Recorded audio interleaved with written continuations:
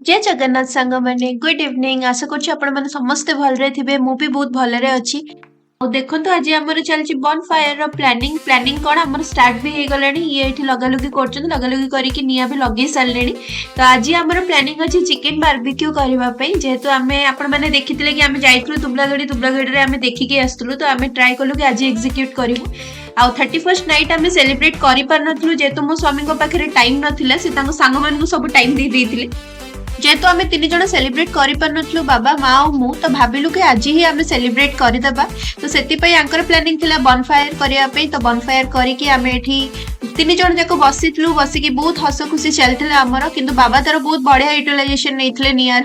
बाबा कौन करते स्टार्ट होते सेकासेकी करने निजक जेहेतु आंठूर प्रोब्लेम अच्छी तो आंठू सेकासेकी चलता तो जहाँ देखिकी आम मैंने सब हसुलु आ ये निया लगे बहुत व्यस्त थे मुझे वीडियो कर व्यस्त थी माँ व्यस्त थे वीडियो कॉल रे कथा तो माँ कथा होते देईक सहित ये चलती आमर सब हस खुशी सब चलती बाबा ये सेक नेबार व्यस्त आम दीज ये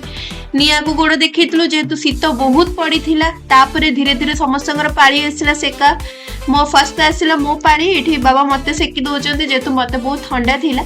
आउ भल लगुला किंतु बहुत गरम गरम चेका भी लगुला जेहेतु मो बाबा किसी कही पार नी डरिकी आउ ये चलती सेका तापर मो पर आउ जनकर पाड़ी अच्छे सी पूरा अनेक बस केते जल्दी मो पाड़ी आसीबो तो फाइनली आसी जाता पाड़ी आसिकी जगह धरी नहीं बाबा सेकी दौले भी पड़ूला गोटे कड़ा सेक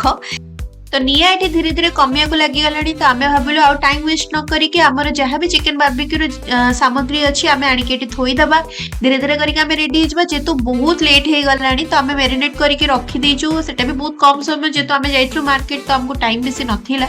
तो आसिक ये जी टाइम हो पारा ये फील्ड को आसपा पूरा रेडी गले हाथ धोईकी सब जिन आणिक अलरेडी रखी सारे बाकी अच्छे खाली चिकेन पकेवा चिकेन पकड़ा सी अलरेडी टाइम तो नब जहाँ भी हाफ एन आवर तो रहिबो तो से आगुरी आम स्टार्ट हो गलु सब जिन करके रखीदे तो ये बटर लगौन बटर लगेला पकेबे चिकेन चिकेन पकेला टिके टाइम देबे जेहेतु सीझापे तो टाइम ही लगे तो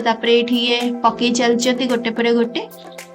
घास अच्छी निया नहीं तो से किसी प्रॉब्लम तो हबनी आमे जहाँ भावुचु तो ये पकई चलती पकेला पकईकी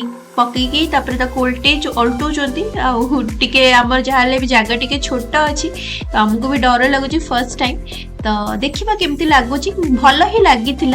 तो खाई भी आम देखी भल लगी नॉट बैड कारण फर्स्ट टाइम करूँ किंतु भल हो किसी खराब है तो सांग मैंने आशा कर वीडियो भल लगी तो भल लगी निश्चय आप लाइक और सब्सक्राइब करूँ कमेंट भी करूँ कमेंट पढ़ी मुझे खुशी